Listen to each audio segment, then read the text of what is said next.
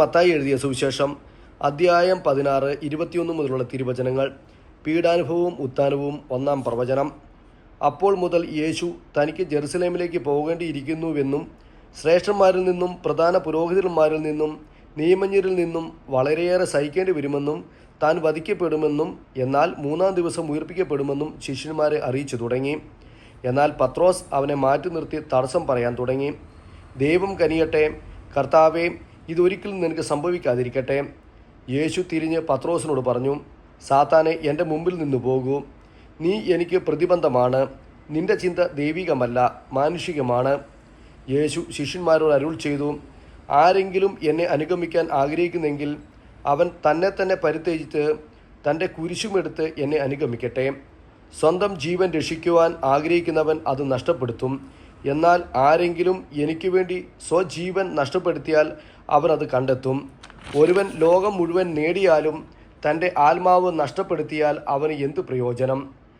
ഒരുവൻ സ്വന്തം ആത്മാവിന് പകരമായി എന്ത് കൊടുക്കും? മനുഷ്യപുത്രൻ സ്വപിതാവിൻ്റെ മഹത്വത്തിൽ തന്നെ ദൂതന്മാരോടൊത്ത് വരാനിരിക്കുന്നു. അപ്പോൾ അവൻ ഓരോരുത്തർക്കും തന്താങ്ങളുടെ പ്രവൃത്തിക്കനുസരിച്ച് പ്രതിഫലം നൽകും. മനുഷ്യപുത്രൻ തൻ്റെ രാജ്യത്തിൽ വരുന്നത് ദർശിക്കുന്നതിന് മുമ്പ് ഇവിടെ നിൽക്കുന്നവരിൽ ചിലർ മരിക്കുകയില്ലെന്ന് ഞാൻ സത്യമായി നിങ്ങളോട് പറയുന്നു. യേശു രൂപാന്തരപ്പെടുന്നു. യേശു 6 ദിവസം കഴിഞ്ഞ് പത്രോസ്, യാക്കോബ്, അവൻ്റെ സഹോദരൻ യോഹന്നാൻ എന്നിവരെ മാത്രം കൂട്ടിക്കൊണ്ട് ഒരു ഉയർന്ന മലയിലേക്ക് പോയി. അവൻ അവരുടെ മുമ്പിൽ വെച്ച് രൂപാന്തരപ്പെട്ടു. അവൻ്റെ മുഖം സൂര്യനെ പോലെ വെട്ടിത്തിളങ്ങി.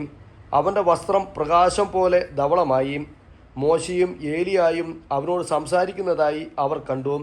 പത്രോസ് യേശുവിനോട് പറഞ്ഞു, കർത്താവേ, നാം ഇവിടെ ആയിരിക്കുന്നത് നല്ലതാണ്. നിനക്ക് സമ്മതമെങ്കിൽ ഞങ്ങളിവിടെ 3 കൂടാരങ്ങൾ ഉണ്ടാക്കാം. ഒന്ന് നിനക്ക്, ഒന്ന് മോശയ്ക്ക്, ഒന്ന് ഏലിയായ്ക്ക്.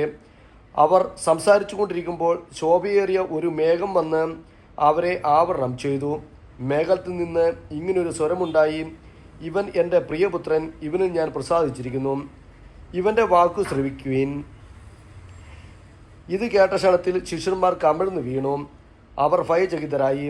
യേശുവിനെ സമീപിച്ച് അവർ സ്പർശിച്ചുകൊണ്ട് പറഞ്ഞു, എഴുന്നേൽക്കുവിൻ, ഭയപ്പെടേണ്ട. അവർ കണ്ണുകൾ ഉയർത്തി നോക്കിയപ്പോൾ യേശുവിനെ അല്ലാതെ മറ്റാരെയും കണ്ടില്ല.